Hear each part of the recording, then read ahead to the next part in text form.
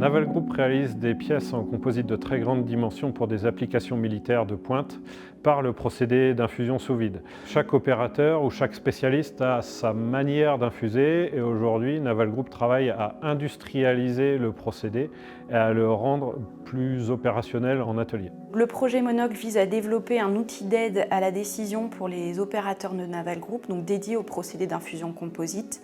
L'objectif étant de réaliser des pièces bonnes du premier coup. L'idée, c'est d'utiliser un modèle de simulation numérique et de l'alimenter avec des données capteurs ou des données machines afin de restituer à l'opérateur l'ensemble des informations nécessaires. Donc on a fait appel à différentes compétences et expertises à l'IRT. Tout d'abord, l'équipe procédé des matériaux composites afin de bien comprendre le procédé de l'infusion, de réaliser les nombreux essais qui nous ont permis de mettre au point et de valider l'outil Monocle. Cette équipe-là a travaillé avec le partenaire PCMI qui était en charge du développement du banc de test et de la machine d'infusion également développée dans le projet. Il y a eu ensuite l'équipe simulation des procédés qui a travaillé avec le partenaire SICOMIN sur la mise en place de modèles de simulation haute fidélité.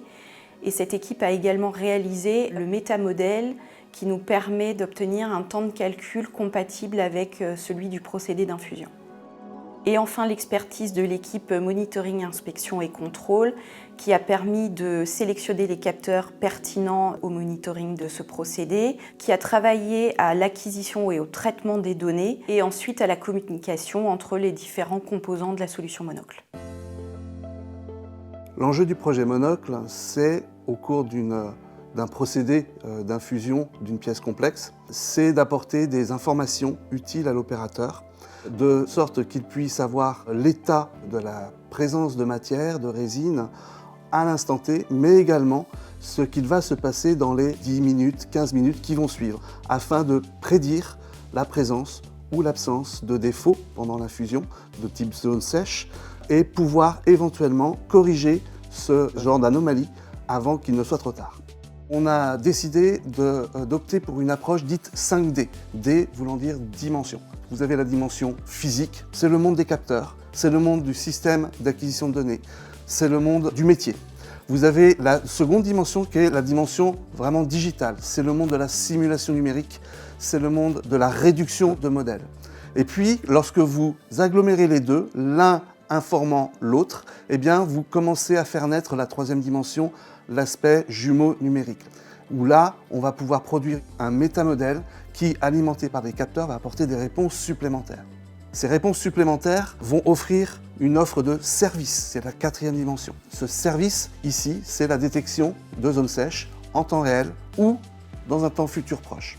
Tout cela est possible uniquement si il y a communication des informations de matière fluide, sécure, et ça c'est la cinquième dimension. Et pour ça, on a opté pour un protocole de communication qui s'appelle l'OPCUA.